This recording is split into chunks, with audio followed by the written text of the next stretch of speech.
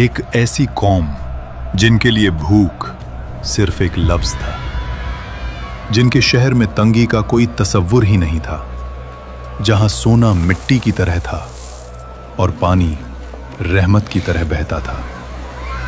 फिर सोचिए, सिर्फ एक छोटा सा चूहा और मारीब का अजीम बंद अपनी लिखी हुई तकदीर से जा मिला। ना फौज का हमला, ना ज़लज़ला, ना आसमानी बिजली, बस अल्लाह का एक हुक्म और एक रात। और दुनिया की सबसे अमीर सल्तनत जमीन के नीचे दफन। ये वो वाकया है जिसका जिक्र अल्लाह ने खुद कुरान में किया। ये है कौमे सबा। जन्नत से जहन्नम तक का सफर।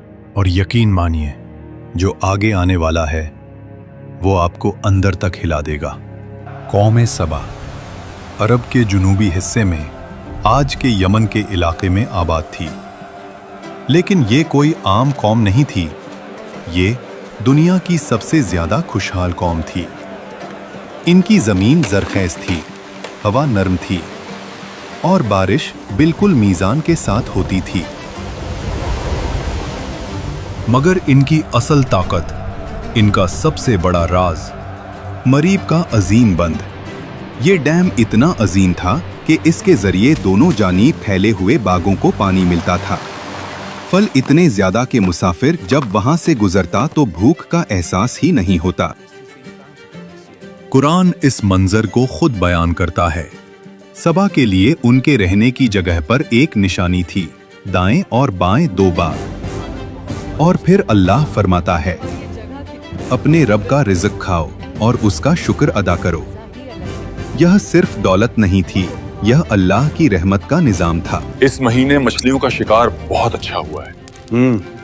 हमारी तिजारत हर महीने बेहतर हो रही है। शहर साफ, निजाम मुनज़्ज़म, लोग अमन में।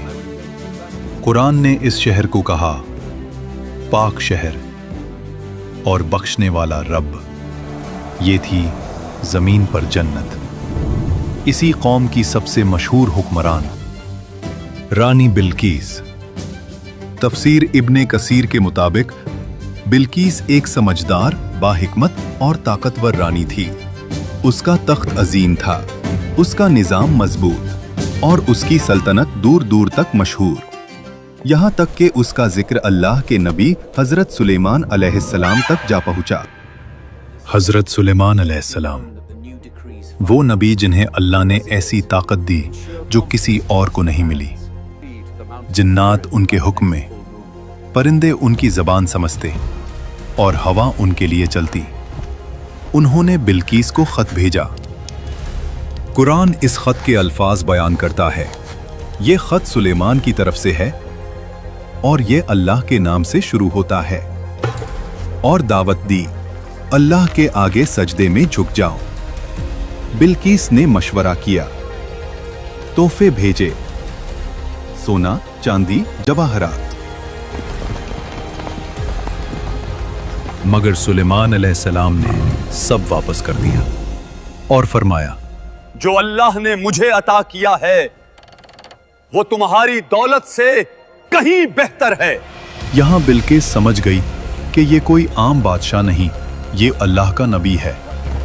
फिर वो खुद सुलेमान अलैहिस्सलाम के पास आई और जब शीशे के महल में दाखिल हुई तो पानी समझकर अपना लिबास उठाया। तब हकीकत खुली। उस वक्त बिल्कीस ने कहा, परवरदिगार, मैं गलत थी, अब मैं अल्लाह पर ईमान लाती हूँ। और तफसीर इब्ने कसीर के मुताबिक बिल्कीस के बाद कौमे सबा ने भी इस्लाम कबूल कर लिया। ये था सबा का रूहानी और दुनियावी उरूज। मगर वक्त हमेशा एक जैसा नहीं रहता।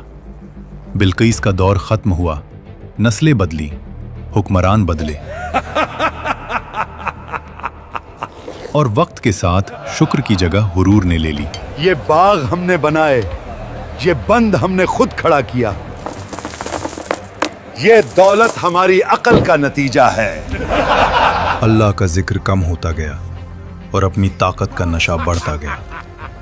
अल्लाह ने उन्हें तंबीह दी, नबी भेजे मगर उन्होंने मजाक उड़ाया। नबियों ने उनसे कहा, ये बाग तुम्हारी अक्ल का कमाल नहीं, ये रब की रहमत है। अगर तुमने शुक्र छोड़ दिया तो ये रहमत तुम पर बोझ बन जाएगी। लेकिन कौम सबा हंस देती। वो जवाब देते, तुम हमें डरा रहे हो? देखो हमारा मारब बंद पहाड़ों की तरह मजबूत, क्या तुम्हारा रब उसे भी गिरा सकता है? नबी फिर कहते, अल्लाह जब पकड़ करता है तो वजह बड़ी नहीं होती, सिर्फ उसका हुक्म काफी होता है। मगर कौम के चेहरों पर सिर्फ घमंड होता। अगर अजाब आना होता तो कब का आ चुका होता। हमारी सल्तनत महफूज है, हमारा बंद लाजवाल है, हमें कोई तबाह नहीं कर सकता। साल गुजरते रहे।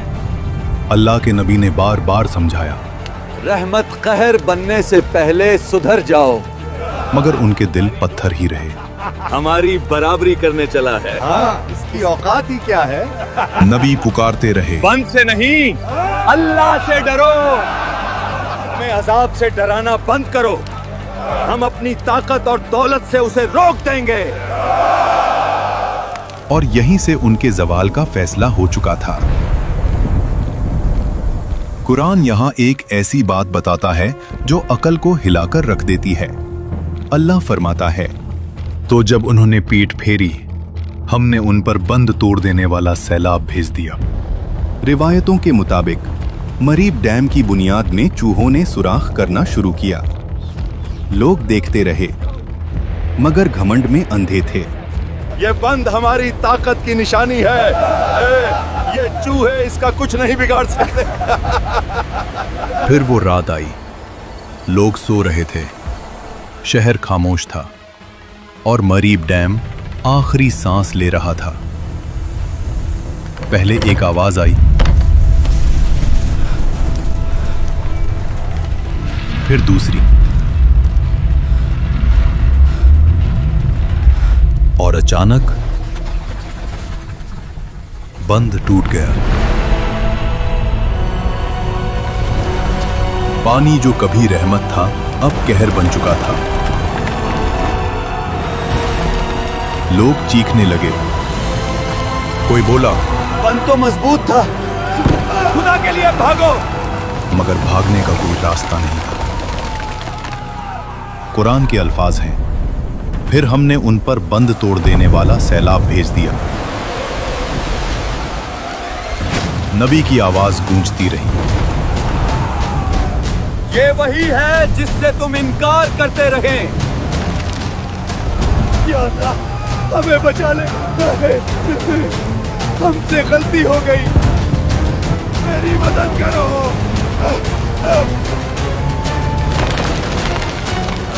उठती लहरें शहर पर गिरती गईं, हर कोने को अपनी लपेट में ले रही थी। घर, बाग और बाजार सब एक साथ डूब गए। लोग चीख रहे थे, सिर्फ अपनी जान बचाने की कोशिश में। कुछ गिर रहे थे, कुछ लहरों में घुल रहे थे, और हर शोर सिर्फ कहर में घुल गया। आखिर में एक ऊंची लहर उन सबको हमेशा हमेशा के लिए खामोश कर गई।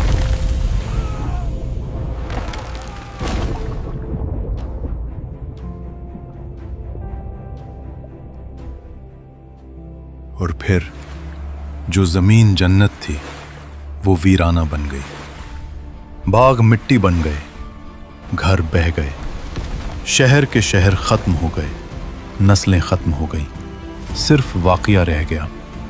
अल्लाह फरमाता है, उनके बागों के बदले कांटेदार झाड़ियां लगा दी गईं। ये सजा क्यों थी?